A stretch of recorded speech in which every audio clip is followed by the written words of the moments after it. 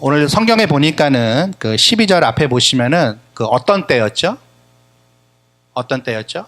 때가 나옵니다. 예, 명절이라고 나오는데 6월절입니다. 6월절. 예. 그 6월절은 어떤 날이죠? 예, 되게 좋은 날이에요. 이스라엘 백성들에게 가장 좋은 날이라고 할 수 있어요. 왜 그렇죠?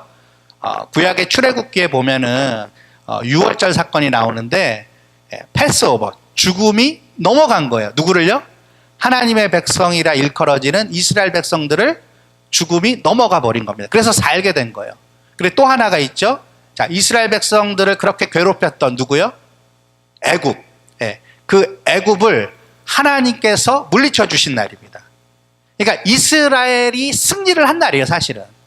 그래서 이 6월절은 굉장히 기쁜 날입니다. 승리의 날입니다. 그래서 여러분 이렇게 지금 종려나무 가지가 이렇게 있는데요. 그 오늘 이 웨스트홉 교회는 그 예배할 때 이걸 성도들이 하나씩 붙잡고 흔들었다고 그러더라고요. 우리가 흔들기에는 너무 모자라서. 예. 좋은 날입니다. 6월절은 그런 날이에요. 무슨 날이라고요? 승리의 날, 구원의 날. 근데요, 그런 그 명절 때에 소문이 하나 돌고 있었습니다. 오늘 본문에 보면은 그 소문이 하나 있었다라는 이야기가 나오는데, 그때 당시 최고의 인기남이 있었어요. 누구죠? 예, 예수님이에요. 청년 예수. 나이 이제 한 33살 정도 된 청년 예수. 이 예수가 예루살렘으로 들어간다라는 소문이 있었는데, 뭐 그 소문도 중요하지만 더 중요한 소문이 있었습니다. 17절과 18절에 보면 어떤 소문이 있었죠? 왜 예수님이 인기가 있었죠?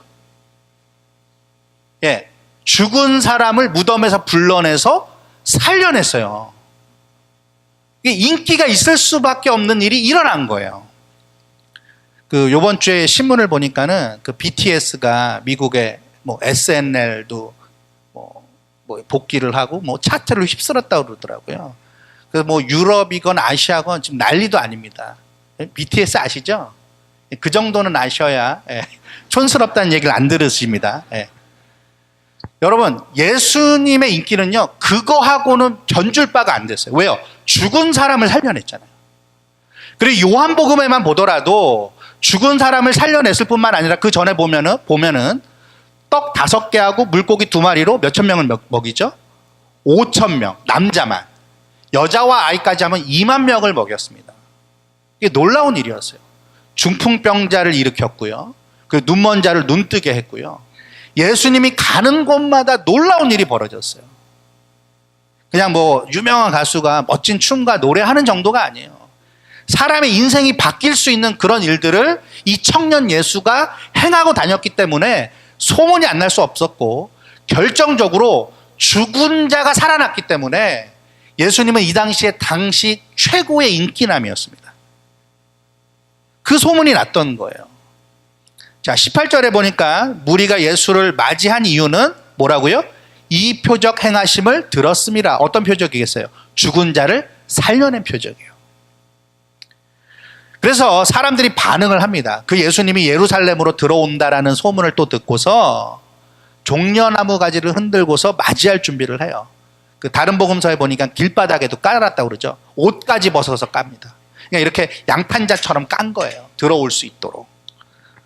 자, 그러면서 외치는 소리가 있습니다. 13절에 보니까 호산나 찬송하리로다. 주의 이름으로 오시느니 곧 누구요? 이스라엘의 왕이요. 그러니까는 단순히 그냥 인기남 정도가 아니라 그 이스라엘의 무리들이 예수님을 무슨 취급을 한 거예요? 왕 취급을 하고 있는 것입니다. 왕 취급. 여러분, 당신은 여러분들이 잘 아시듯이 그 로마 제국 시대였습니다. 티베리우스 황제의 시대였는데, 뭐 그렇게 막 힘들고 어려운 일은 없었지만, 여러분, 유대인의 자존심에 있어서는 다른 나라의 통치를 받는 것은 사실 굉장히 자존심 상하는 일입니다. 있을 수 없는 일이에요. 그래서 유대인들은 항상 독립을 원했습니다. 갈망을 했어요. 하나님께서 택하신 백성, 선민 사상이 있었기 때문에 선민으로서 자존심이 세워지려면 다른 나라의 지배를 받을 것이 아니라 다윗의 자손으로 오시는, 그리고 메시아라고 일컬어지는 그분이 오셔서 우리들을 독립시켜 주시고 새롭게 해주시고 건져주시기를 항상 바래왔습니다. 오랫동안 바래왔어요. 그리고 자기 땅에서 남의 나라의 그런 사람들의 통치를 받으면서 눈칫밥 먹을 이유가 없잖아요. 그래서 항상 이스라엘의 왕, 메시아를 고대했던 것입니다. 그런데 그 사람이 바로 예수일 거라고 생각했던 거예요. 여러분, 참고로 이 종려나무, 오늘 본문에 나와 있는 종려나무, 그 신약 성경에 그 종려나무라고 이름된 데는 여기밖에 없어요. 마태, 마가, 누가복음에는 종려나무가 안 나옵니다. 그냥 뭐 나무까지 뭐 이 정도로만 나오는데, 오늘 요한복음에는 종려나무라고 우리들에게 정확하게 밝혀주고 있는데, 사실은 종려나무에 속하는 그 하위에 속하는 나무가 또 있는데 대추야자라는 게 있습니다. 사실은 정확히 이야기하면은 대추야자 나무까지를 흔든 거예요. 여러분, 이 대추야자는요, 그 유대인들의 나무라고 보시면 돼요. 그 당시 이제 유대인들의 동전이 있었는데 거기에도 그 대추야자 그림이 있었다라고 합니다. 그래서 이 대추야자 잎을 이 유대인들은 굉장히 자랑스럽게 여겼고, 그리고 어떤 유대인 민족의 그 자긍심을 내세울 때에 이 대추야자를 흔들곤 했습니다. 특별히 전쟁에서 승리할 경우에는 그 이제 개선하는 장군들과 군사들을 향하여서 온 시민들이 대추야자 잎을 이렇게 흔들었다라고 해요. 근데 이 대추야자의 그 학명, 그 학자들이 이름을 붙인 그 이름에 보면은 그 앞에 부분에 피닉스라는 말이 붙습니다. 여러분, 피닉스라는 말이 무슨 뜻이죠? 불사조라는 뜻이 불사조. 죽지 않는 새라는 거예요. 죽지 않는 새. 근데 여러분, 희한하게도 이 대추야자가 그 밑에를 이렇게 잘라버리고 불을 태워도요, 언젠가는 다시 살아난다고 그러더라고요. 절대로 죽지 않는 나무라고 그러더라고요. 생명력이 강한 나무예요. 그래서 전쟁에서 승리를 하면 이 야자나무의 그 잎을 막 흔들어서 그 강한 생명력을 지닌 우리 군대, 우리나라에 대해서 민족적인 자긍심을 가지고서 흔들고 외치고 찬양을 했다고 합니다. 그래서 예수님이 그러한 우리의 왕이 되어줄 수 있을 거라는 기대감에서 그 대추야자 가지를 흔들었던 것입니다. 여러분, 생각해 보십시오. 이 유대인들의 이 청년 예수에 대한 관점이 어땠습니까? 아까도 말씀드렸지만 굉장히 파워풀했어요. 힘을 갖고 권력이 있을 거라고 생각을 했어요. 여러분, 유대 종교 지도자들에게 항상 예수님은 사이다 발언을 했습니다. 속이 시원해지는 말만 했어요. 근데 무리들이 봤을 때 이 청년 예수가 왕이 돼도 좋겠다라는 생각을 했을 거예요. 그리고 아까 말씀드렸던 기적, 치유, 심지어는 죽은 사람도 살려내는 부활의 능력까지 보였기 때문에 종려나무를 흔들며 맞이해도 부족함이 없는, 그것과 너무나도 잘 어울리는 왕이 바로 이 청년 예수라고 생각했던 거예요. 드디어 기다리던 예수님이 등장을 합니다. 근데 등장을 하시는데 어떻게 등장을 하시죠? 14절에 보니까 어린 나귀를 타고서 등장을 하시는 거예요. 여러분, 다른 복음서에 보면은요, 일부러 이 나귀 새끼를 고르셨습니다. 그래서 제자들한테 부탁을 하시죠. 어디 가면은 내가 탈 만한 나귀가 있을 건데 그거 데리고 와라. 어떻게 그냥 데리고 와요? 주께서 쓰시겠다 하라. 그럼 내어줄 거다. 실제로 그런 일이 벌어났죠. 우리 예수님은 그 나귀 새끼를 일부러 고르셨습니다. 근데 여러분, 이 종려나무를 흔들고 전쟁에 승리하여서 행차를 하고 개선장군과 같이 혹은 왕과 같이 이렇게 등장을 할 때, 여러분, 사실은 나귀가 어울립니까? 뭘 타고 왔으면 더 좋았을까요? 예, 멋진 말을 타고 왔으면 더 좋았지 않았을까 싶습니다. 근데요, 여러분, 예수님께서 나귀를, 그것도 어린 나귀 새끼를 타고 들어오신 것은요, 의도적인 선택이었고 기획된 연출이었다는 거예요. 우리 한번 말씀을 살펴보겠습니다. 구약성경 그 뒷부분에 있는 건데요, 스가랴서 9장 9절과 10절 말씀입니다. 구약성경 스가랴 9장 9절에서 10절 말씀입니다. 여러분 가지신 성경, 구약성경 거의 뒷부분에 있습니다. 스가랴 9장 9절에서 10절까지 우리 같이 한번 읽어볼까요? 시작. 시온에 따라 크게 기뻐할지어다. 예루살렘에 따라 즐거이 부를지어다. 보라, 네 왕이 네게 임하시나니 그는 공의로우시며 구원을 베푸시며 겸손하여서 나귀를 타시나니 나귀의 작은 것 곧 나귀 새끼니라. 내가 에브라임의 병거와 예루살렘의 말을 끊겠고 전쟁하는 활도 끊으리니 그가 이방 사람에게 화평을 전할 것이요 그의 통치는 바다에서 바다까지 이르고 유브라데 강에서 땅끝까지 이르리라. 자, 여러분 9절에서 공의 구원까지는 괜찮아요. 멋져요. 그런데 그 다음에 보니까 겸손하여서 나귀 새끼를 탄대요. 이게 승리한 왕에게 어울리는 모습은 사실 아닌 것 같아요. 근데 게다가 10절에 보니까요. 병거, 말, 활을 다 끊어버리신다는 거예요. 그걸 이용하지 않는다는 거예요. 그 왕은. 그리고 그 왕은 이스라엘 왕일 뿐만 아니라 그의 통치가 어디까지 펼쳐진다고요? 유브라데 강에서 땅끝까지. 그러니까 온 세계라는 뜻이에요. 온 세계에 그의 손이 닿고 그리고 그를 통하여서 많은 사람들에게 뭐가 전해진다고요? 화평, 샬롬이 전해진다는 거예요. 지금 예수님께서 나귀를 타시고 예루살렘으로 들어오시는 그 장면은요, 바로 이 말씀에 대한 성취였습니다. 유대인들이 기대했던 그런 개선장군과 같은 그런 행차가 아니라 이 말씀을 근거로 하여 이 말씀을 이루시기 위하여 우리 예수님께서는 일부러 나귀 새끼를 취하셔서 들어오셨다는 거예요. 여러분, 이 대목은요, 유대인 무리들, 그 종려나무 가지를 흔들었던 유대인 무리들이 생각하고 기대했던 바가 전혀 아니었어요. 여러분 13절에 그 무리들의 외침을 다시 한번 보십시오. 나귀 새끼를 타고 오시는 이여, 그럽니까? 겸손히 오시는 이여, 그럽니까? 전혀 그렇지 않죠. 이스라엘의 왕이여, 이렇게 이야기하고 있어요. 이스라엘의 왕이여. 초라한 모습을 전혀 기대하지 않았을 거예요. 자, 이것을 제자들이 나중에야 깨달았다라고 16절에 기록되어 있습니다. 처음엔 제자들도 몰랐어요.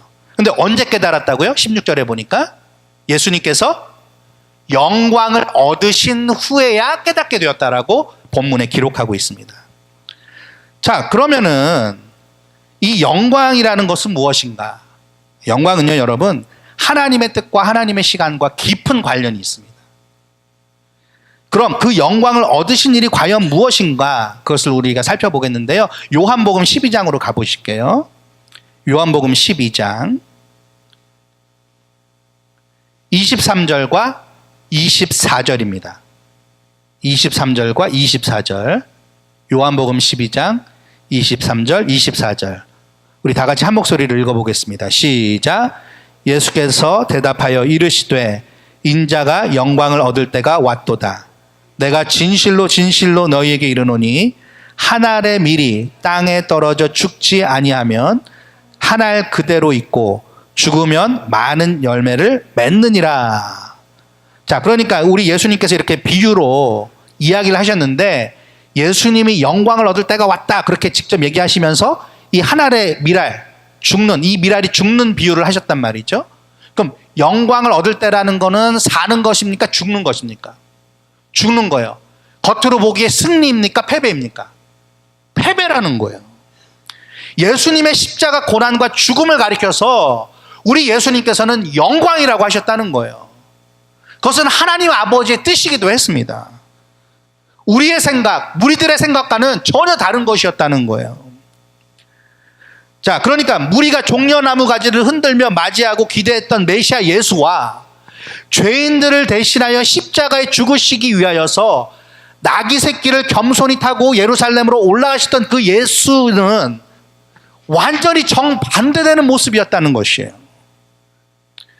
여러분, 하나님께 영광을 돌리시되 화려한 무기를 가지고 군마를 타고 그리고 원수와 적군을 물리치는 승리로서가 아니라 겸손히 나귀 새끼를 타시고 아무런 저항 없이 십자가 위에서 죽으심으로써 영광을 돌리신 예수님께서 저와 여러분들의 진정한 구주가 되신다는 사실이에요.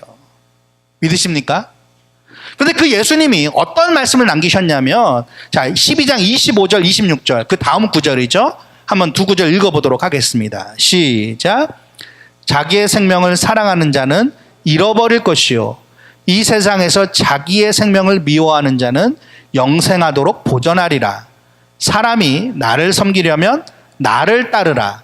나 있는 곳에 나를 섬기는 자도 거기 있으리니 사람이 나를 섬기면 내 아버지께서 그를 귀히 여기시리라. 자, 예수님께서 지금 예수님의 그 뜻을 쫓고자 했던 자들에게 어떤 말씀을 해주시냐면 나를 따라야 된다. 나 있는 곳에 너희도 거기 있어야 된다라는 말을 하세요. 자, 어떻게 그렇게 할 수 있을까요? 25절에 보니까는 자기의 생명을 사랑하는 모습으로요? 아니에요. 자기 생명을 오히려 미워하는 모습으로 자신을 따라야 된다라고 가르쳐 주고 계십니다. 여러분, 이게 무슨 말입니까 도대체?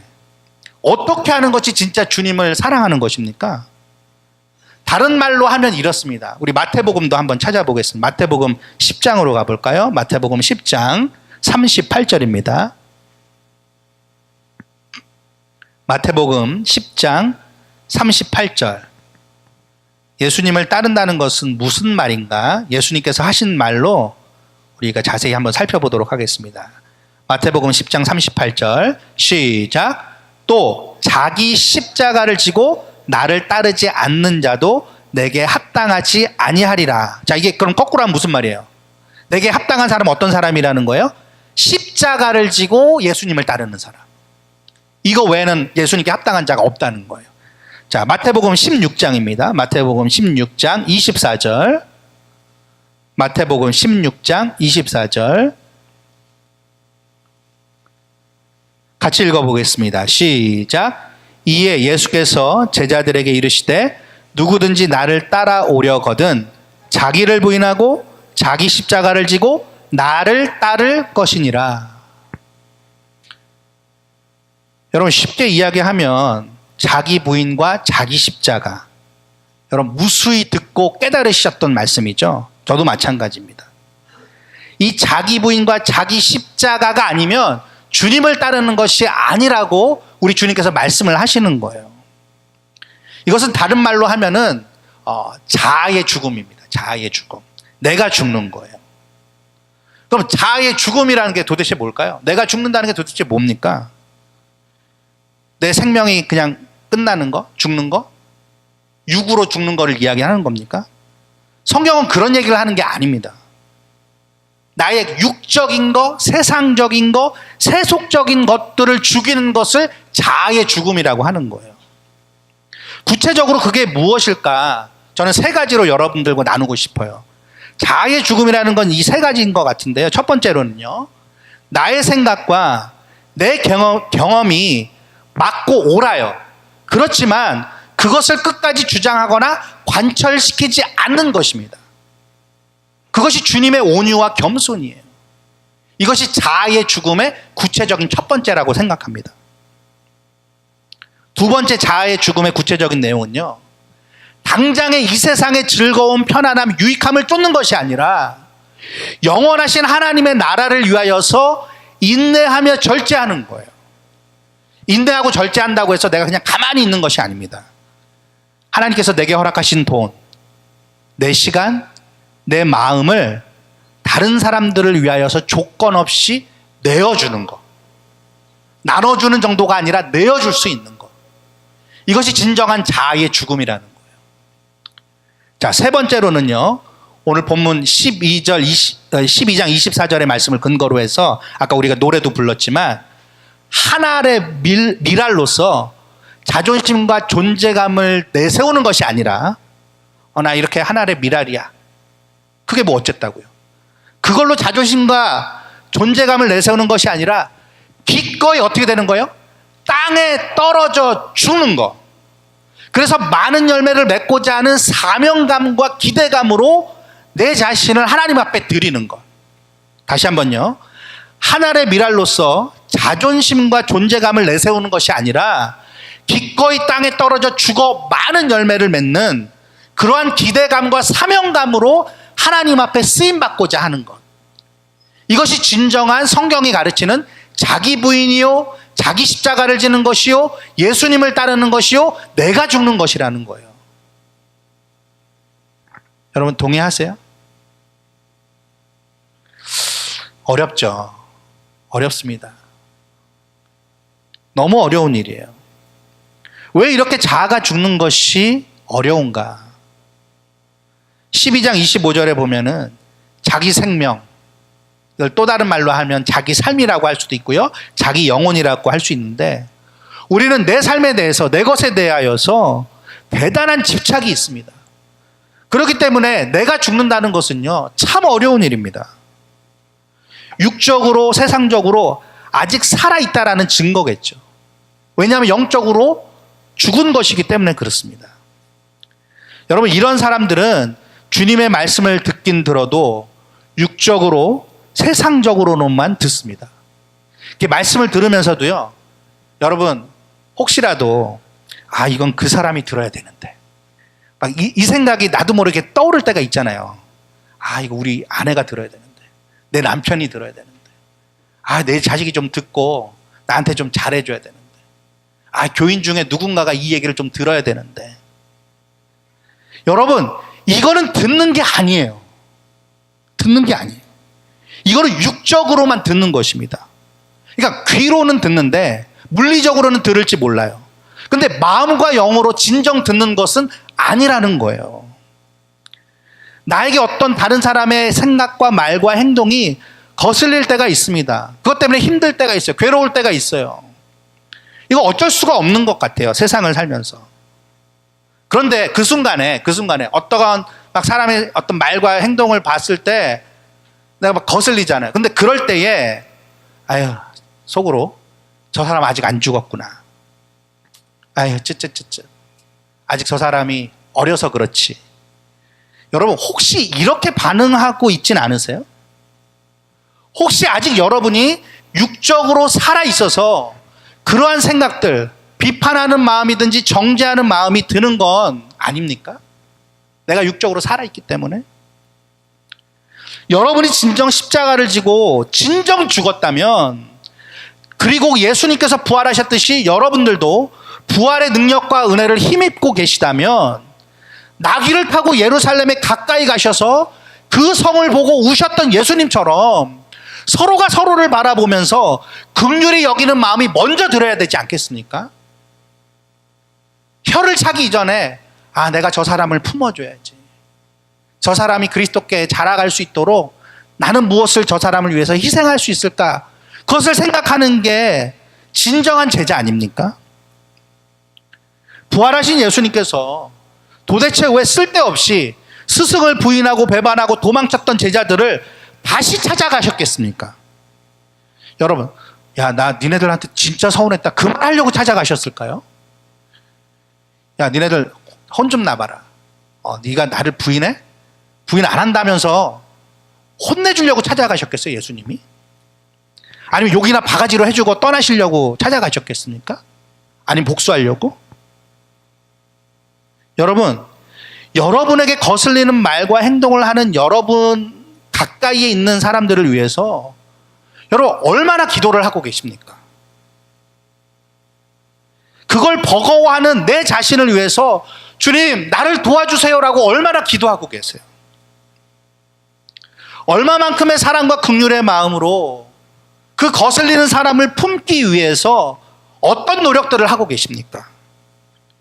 죽기까지 노력해 보셨어요?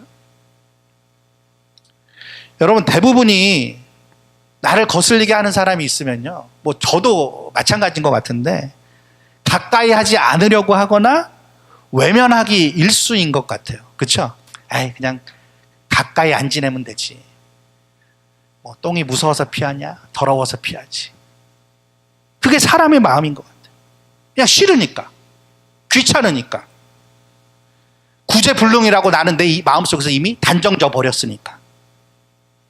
그래서 그런 내 마음에 걸리는 사람들의 말을요, 들으려고도 하지 않고, 심지어 교회 안에서, 교회 공동체, 그리스도의 형제 자매 안에서, 아니면 설명을 하거나 설득을 하거나 사랑 가운데 좋은 가르침을 주려고 하지 않는 그런 지경에까지 우리가 가지는 않았는가. 생각해 봤으면 좋겠어요. 사랑하는 성도 여러분, 우리는 도대체 왜 예수를 믿습니까? 우리는 도대체 왜 주일 예배에 참여하고, 도대체 왜 말씀을 듣고 큐티를 하고 기도를 하는 것입니까? 도대체 뭐 때문에 하는 겁니까? 나 하나 구원받고 천국 가려고요? 여러분, 우리가 함께 변화되어서 함께 손붙잡고 가야죠. 여러분, 그 좋은 데를 같이 가야죠. 거기는 넓습니다. 예. 우리를 위한 예비된 집들이 있어요. 그리고 또 하나 말씀드리고 싶은 게, 성령님께서 여러분 각 사람과 함께 하고 계시는데, 그분이 여러분들을 도와주시고 위로해 주시고 지혜를 주실 터인데, 도대체 뭐가 두렵고 뭐가 불가능하고 무엇이 절망적이란 말입니까?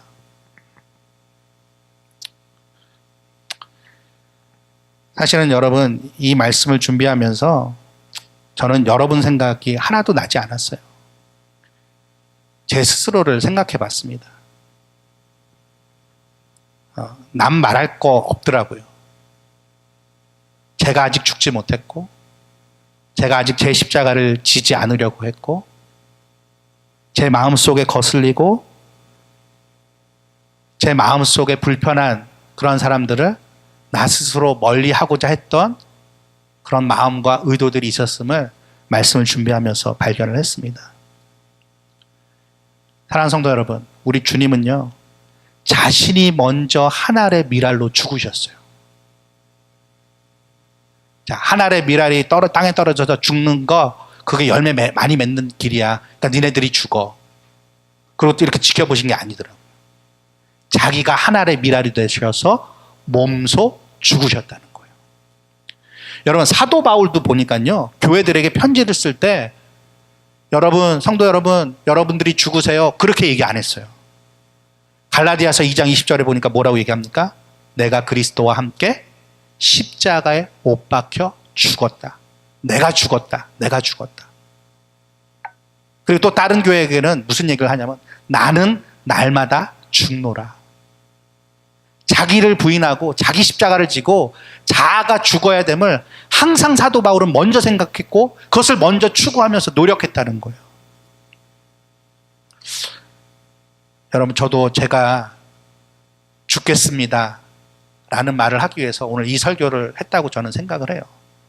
여러분 가운데 여러분 죽으십시오라는 말을 하고 싶지 않아요. 그건 옳지 않더라고요. 아무리 생각해봐도. 목회자인 제 자신이 먼저 십자가를 지고 앞장서도록 노력하겠습니다. 여러분, 그런 저를 위해서 기도해 주시면 좋겠어요. 오늘은 종려주일입니다. 호산나 이스라엘 왕이여, 이렇게 외치셔야 돼요.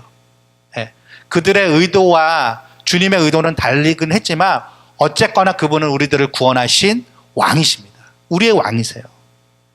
하지만 그 당시 오늘 본문에 나오는 그때의 그 종려주일은 참 승리의 날은 아니었어요. 왜 그렇죠? 아직 주님의 고난이 시작되지 않았고 십자가에 죽는 사건이 일어나지 않았기 때문에 그래요. 주님께서 고난을 통과하시고 십자가의 죽음을 거치신 이후 주님의 부활로서 참된 승리가 비로소 저와 여러분들에게 주어졌음을 잊지 마시길 주님의 이름으로 축복드립니다. 그래서 우리들은 그냥 막무가내로 호산나 이스라엘 왕이여, 우리를 구원해 주셔서 감사합니다 할 것이 아니라 먼저 주님의 고난에 동참하고 내 자신을 부인하고 내게 주어진 십자가를 지고서 내가 먼저 죽는 일이 일어날 때에 그때가 참 승리의 날이 되는 줄 믿으시길 바랍니다. 예, 그러한 승리를, 그러한 부활의 능력을 저와 여러분 모두가 함께 누릴 수 있기를 주님의 이름으로 축복드리고요. 또 이번 한 주간 이제 고난 주간으로 엿새를 이제 보내게 되는데, 그 주님의 십자가의 고난을 생각하면서 그 주님의 고난이 아니었다라면 우리들은 진정한 주님의 길을 갈 수 없었고 주님께서 우리에게 주신 그 혜택과 은혜를 누릴 수 없었다는 사실을 기억하시면서 이번 한 주 주님 안에서 묵상하며 지내실 수 있길 바라요. 그리고 제가 칼럼에도 썼지만 이번 주 금요일 날 웨스트홉 교회에서 성금요일 예배를 7시에 한다고 합니다. 그래서 우리 교인들도 웰컴 한다고 그러더라고요. 그래서 오셔서 함께 성금요일 주님의 고난, 그 주님의 십자가의 죽음을 묵상하고 생각하고 또 감사하시는 그런 시간을 가지실 수 있으면 좋겠습니다.